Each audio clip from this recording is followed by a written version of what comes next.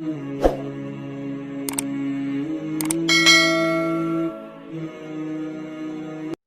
বোন কি প্রশ্ন করবেন?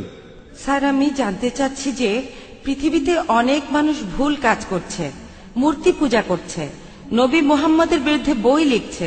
আমার ভাবতে খুব অবাক লাগে, এতগুলো মানুষ দোজখে যাবে, এ ব্যাপারে আমরা কিছুই করতে পারবো না।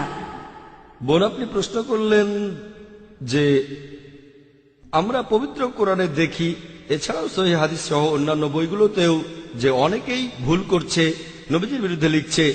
তিনি অবাক হচ্ছেন এতগুলো মানুষ কিভাবে দোজখে যাবে। আমাদের এই জীবনটা হলো পরীক্ষা। আপনারা যদি ভালো করে দেখেন যে নিচু গ্রেডের পরীক্ষাগুলোতে বেশিরভাগ ছাত্র পাশ করে, তবে উপরের লেভেলে গেলে সেখানে পাশ করাটা কঠিন। এছাড়াও আপনারা দেখবেন যে একটা হাদিস বলছে যে নবীজি সাল্লাল্লাহু আলাইহি সাল্লাম বলেছেন দোজখে পুরুষের চেয়ে নারী বেশি থাকবে। লোকে প্রশ্ন করে তাহলে কি নারীরা বেশি পাপ করে? আমি বলি আল্লাহ মালুম। তবে এই পৃথিবীতে নারীদের সংখ্যা বেশি, তাই যুক্তি বলে দোজখেও পুরুষের চাইতে নারীদের সংখ্যায় বেশি হবে, এ কথা আমি বলবো। তবে প্রসঙ্গটা এখানে খুব গুরুত্বপূর্ণ। আর নবীজি বলেছেন দোজখে নারীর সংখ্যা বেশি। কেন? আমি একটা উত্তর দিয়েছিলাম যে পৃথিবীতে নারীর সংখ্যা অনেক বেশি, তাই যুক্তি দিয়ে যদি ধরে নেই যে সমান সংখ্যক মানুষ বেহেশত আর দোজখে যাচ্ছে, আমি জানি না বেহেশতেও নারীদের সংখ্যা বেশি কিনা, হাদিসে এমন কিছু বলা নেই, ব্যাপারটা আলাদা দেখতে হবে।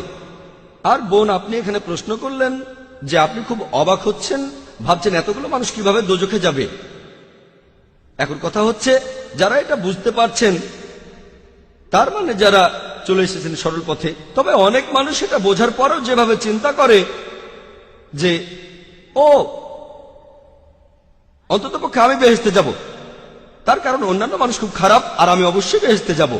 হযরত ওমরের বর্ণিত একটা হাদিসে বলা হয়েছে যে যদি তুমি জানো মাত্র একজন লোক বেহেশতে যাবে, তাহলে আল্লাহ তাআলার কাছে দোয়া করো যেন সেই লোকটা তুমি হতে পারো। বলতে পারেন না ও জানেন লোকজন সবাই আমার চেয়ে ভালো, তাহলে আমার তো বেহেশতে যাওয়ার প্রশ্নই আসে না। দোয়া করেন যেন বেহেশতে যেতে পারেন। আর যদি জানো যে একজন লোক দোজখে যাবে, তাহলে আল্লাহ তাআলার কাছে দোয়া করো আমি যেন সেই লোকটা হই। বলতে পারেন না জানেন আমি তো এত ভালো কাজ করি, দিনে 5 ওয়াক্ত নামাজ পড়ি, আমি যাকাত দেই, অমুক লোকটা চোর, অমুক লোকটা পাপ করছে, তাহলে যে লোকটা দোজখে যাবে সে অবশ্যই আমি না। যদি আপনি জানেন যে একজন লোক যাবে দোজখে, তাহলে আল্লাহ তাআলার কাছে আপনি দোয়া করেন যেন আপনি সেই লোকটা না হন। তাহলে এই হাদিসের উপর ভিত্তি করে দেখছি যে আমাদের উচিত আল্লাহ তাআলার গাইডলাইন মেনে চলা। এখানে কোরআনে আল্লাহ তাআলা বলেছেন বেশিরভাগ মানুষ এখনো জানে না, তার মানে বেশিরভাগ মানুষই নির্দেশগুলো মেনে চলছে না। আল্লাহ সুবহানাহু ওয়া তাআলার গাইডলাইনগুলো আমাদের হাতের নাগালে আছে, কিন্তু বেশিরভাগ মানুষই আল্লাহ সুবহানাহু ওয়া তাআলার গাইডলাইনগুলো মেনে চলছে না। আর সেই কারণেই বুঝতে পারবেন যে দোজখে সেখানে যে বেশি লোক যাবে তার সম্ভাবনা বেশি, কারণ আমরা গাইডলাইনগুলো মেনে চলছি না। এজন্য আমাদের উচিত আল্লাহ তাআলাকে ধন্যবাদ জানানো, কারণ আমাদের হেদায়েত করেছেন। তবে হেদায়েতের পরে আমাদের দায়িত্ব হলো আল্লাহর নির্দেশ মেনে চলা। এমনও অনেকেই আছেন যারা মুসলিম কিন্তু কোরআন আর হাদিস মেনে চলছেন না। তাহলে যারা বুঝতে পেরেছে আল্লাহ তাআলার নির্দেশগুলো বুঝতে পেরেছে, তারপরে সেগুলো মানে না, আমরা আল্লাহর কাছে দোয়া করব আমরা যেন সেরকম না হই। তবে বেশিরভাগ মানুষ যদি পরীক্ষায় ফেল করে তাহলে তারা দোজখে যাবে।